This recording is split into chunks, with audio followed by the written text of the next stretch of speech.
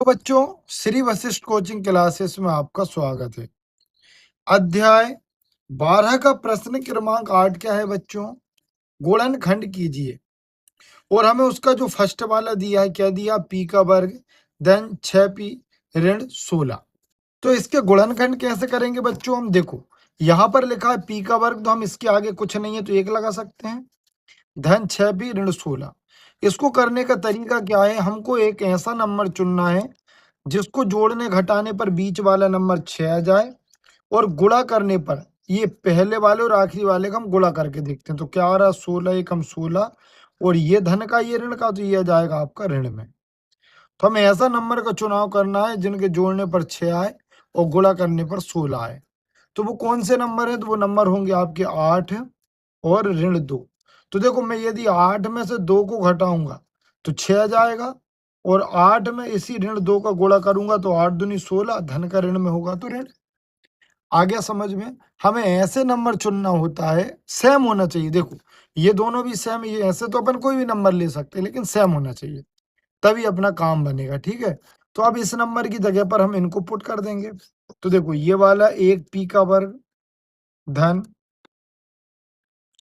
8p ऋण 2p ऋण 16।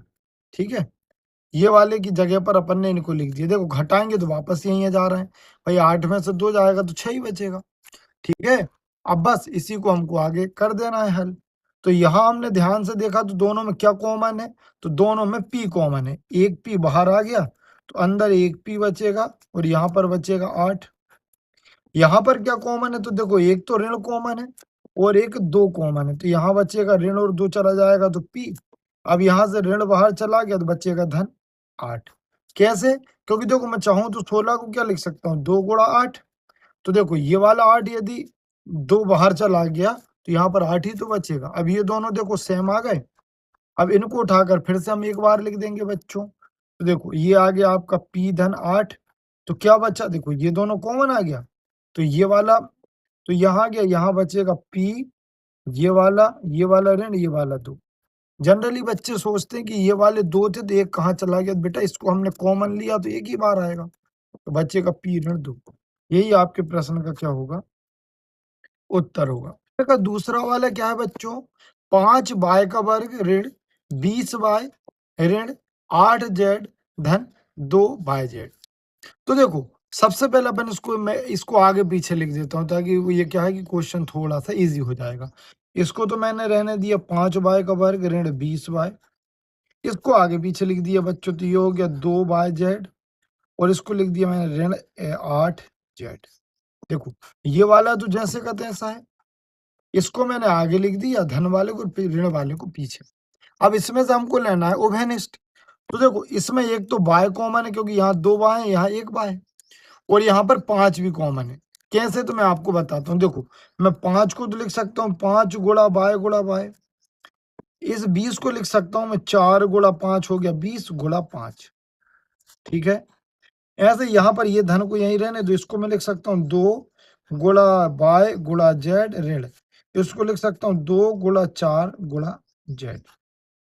ये आसान हो जाएगा। क्या वैसे कॉमन लेंगे शायद आपको समझ ना आए। अब देखो, यहाँ पर दोनों में एक तो आपका 5 कॉमन है, बाहर ले लिया, और दोनों में एक बाय कॉमन है, उसको भी हमने कॉमन उभयनिष्ठ ले लिया। तो यहाँ ये वाला बाय बचा, ये वाला ऋण बचा, और ये वाला 4 बचा। ऐसे इस साइड आए तो देखा, देखो, एक ये वाला 2 कॉमन है और एक ये वाला जेड कॉमन है, तो मैंने 2 जेड को कॉमन ले लिया।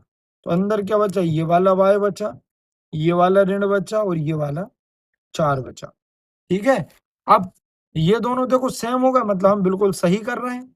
तो इनको उठाकर अपन ने फिर उभयनिष्ठ ले लिया, तो ये उभयनिष्ठ आ गया अपना बाहर। तो अंदर क्या बचेगा? इन दोनों को बदले तो ये आ गया, तो यहाँ बचेगा 5y धन 2z।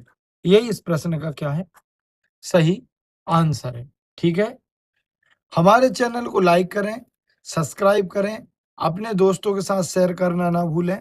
Thank you for watching.